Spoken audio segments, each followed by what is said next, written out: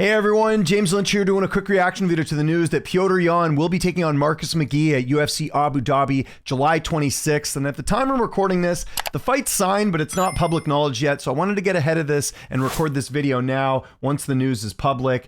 Not really too surprised. I know O'Malley's coach sort of, let it slip that Yan would be fighting him a little while ago. I guess my question is, why did this fight take so long to get booked? Again, both fighters fought in November. Why didn't they fight earlier? Was there an injury on someone's side? I'm not entirely sure. You got to feel for Petr Yan here. I did a video right when Sean O'Malley and Marucs was announced. I thought Yan deserved the rematch more than Marab did for the simple fact that he's got 2 ranked wins since he lost to Marab, not to mention him being a former champion. Like, that to me is worth more than O'Malley being more, popular and getting the rematch with Marucs. At the time I'm recording this, by the way, 316 hasn't happened yet. Maybe it has. I don't know when they're going to announce this fight, to be honest.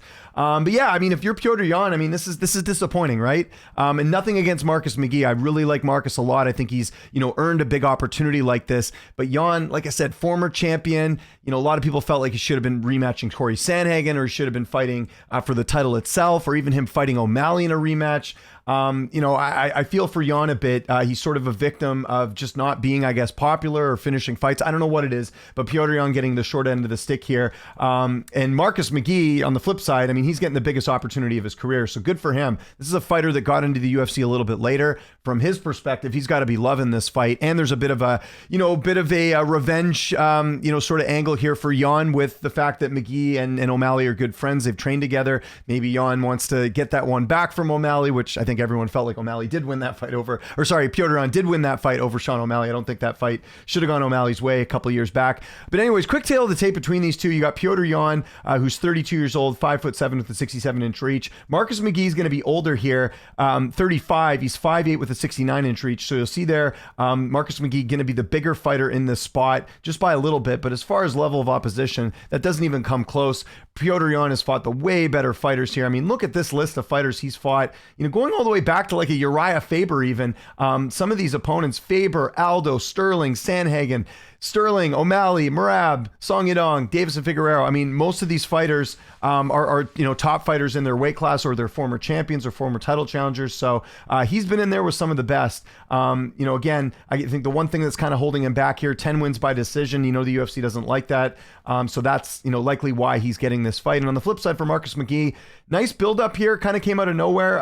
Gets the win in his debut over Journey Newsome. And then look at these wins though: JP Bays, Gaston Bolanos, Jonathan Martinez, great win. Nice ranked win. That looks great, but kind of getting a bit fast tracked here a little bit. He's got 8 wins by knockout. So it's kind of a tale of, they obviously like McGhee. They want to see what happens if he fights a guy like Petr Yan. But as far as this fight goes and the odds and everything else, I'm absolutely picking Petr Yan here. I think this is way too much of a step up here for Marcus McGhee, going from Jonathan Martinez to Petr Yan. Yan's not even at that stage in his career yet where he's like really old and maybe on some sort of decline. He's in the prime of his career right now at 32 years old. So I feel fairly confident Yan's going to win this. And if I had to guess what the betting odds are going to be, Yan's going to be like minus 300, maybe even higher. I could definitely see him being a big favorite here. Again, the opposition does not compare. And you look at the accolades with Yan, even in his losses, right? Like, yeah, Marab decisively beat him. I'll give him that, but we know how great Marab is. Sean O'Malley, he won that fight. Don't believe me? If you go look at MMA decisions right now, I think there was only one media member that scored the fight for Sean O'Malley in that fight. Actually, I don't think anyone did. Let me double check here. If you look at MMA decisions though, yeah, one person picked O'Malley. Everyone else thought Yan won that fight. A lot of people thought it was 30-27. So again, you take that out of the equation. The weird fight with Sterling. I think Sterling did win that fight, but still split decision to Sterling, who's a former champion. His losses are not that bad here as far as his most recent run, other than the Marab one. So again, Yan to me is still a contender in this weight class. I think he'd still give the champion a good run for his money here. So Yan to me is still on the top of his game, and maybe Marcus McGhee is on that level. We'll find out in this fight. Big opportunity for him. It's kind of now or never. He's 35. He probably will not get an opportunity like this again. So for McGhee, he's kind of playing with house money here, and we'll see if he's able to capitalize. But again, this fight added to Abu Dhabi. Now, one thing I don't know right now at the time of recording this, is this going to be a 5-round fight? I'm guessing it won't be. It's not. From Yan's perspective, this should be like a #1 contenders fight. And again, you see here Movsai, Evo 11, Aaron Pico. That's the rumor for that card. That could maybe be 5 rounds. We'll see. I have a feeling it's going to be 3 rounds. And even with it being 3 rounds, you got to favor Petr Yan in this fight. So I want to know what you guys think in the comment section below. Again, we had kind of heard this fight was going to get made, but you got to feel a bit for Petr Yan. He should be fighting a more notable opponent here than Marcus McGhee. And again, this is nothing on McGhee. This is more on where McGhee is in his career and where Yan is here. So I want to be clear about that. Again, I'm liking Yan here. So yeah, let me know what you think of this fight being put together, and who do you think wins? I want to get your prediction. Let me know in the comments. Follow me on Twitter, TikTok, Instagram, @Lynch on Sports. My name is James Lynch. Thanks so much for watching, and I'll see you next time.